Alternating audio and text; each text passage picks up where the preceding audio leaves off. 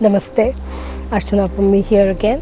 This is the how-to series for Baddha Konasana, also known as the bound angle pose or sometimes also referred to as the butterfly pose. I'm going to use 2 blocks just to demonstrate how this can be done even with a block. So starting with, bring the soles of the feet together.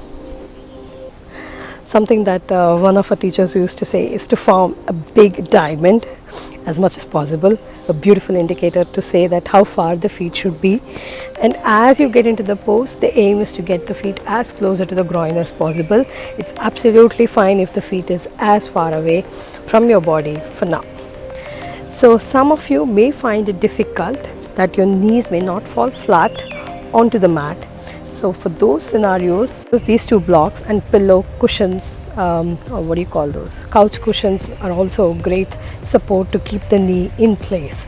So you can bring your feet slightly closer, place your arms around the ankle and lengthen your lower back and open your shoulders and sit here. Now this in itself is partially the pose achieved.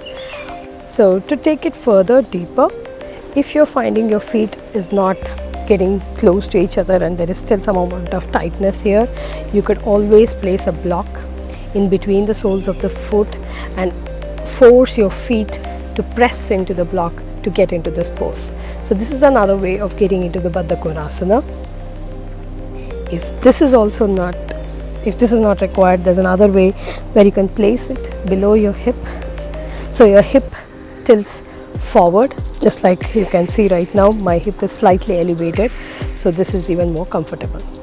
Now this is just the starting position of Baddha Kona. Staying here has its own benefits, but people generally tend to go further where they bring the chest closer to the heels and then holding the heels, the head down to the floor. Now I'm more comfortable just getting the chest closer to the heels, so staying here. Now the breath sequence, as you inhale, lengthen the lower back, roll back the shoulders, open, breathe, and as you exhale, folding from the hip. That's why the block at the hip helps elevate it. If it feels difficult, you don't have to do it. Even if you are able to bend this much, trust me, you're working towards your way to the final pose.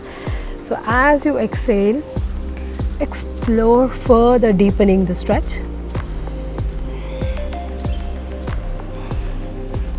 You can see my chest is now closer to the heels, and you can continue to stay here and breathe, taking long breaths, staying here as long as you would like.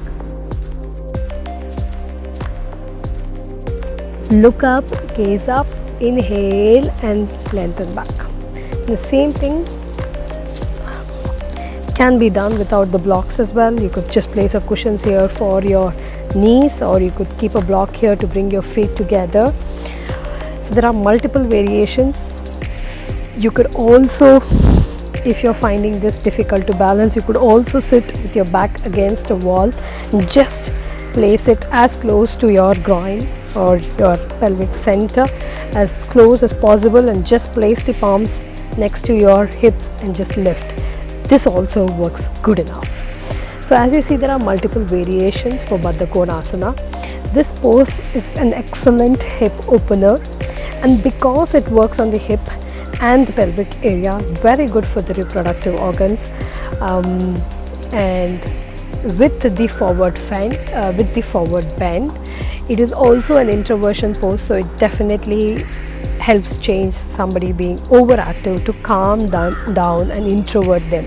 Because of the deep introversion, it is definitely not recommended for somebody who is suffering from severe depression. And on the other hand, because there's a deep forward bend, it is also not recommended for those with severe low back issues or sciatica. All they could do is just place the feet in a big diamond and sit in the starting position with just the arms right below the hips and spine staying erect.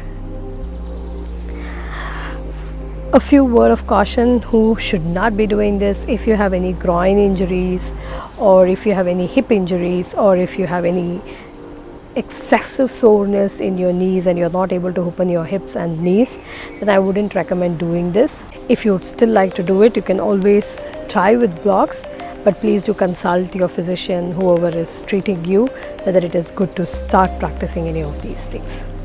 I hope this was helpful. Please share your feedback and suggestions. Namaste.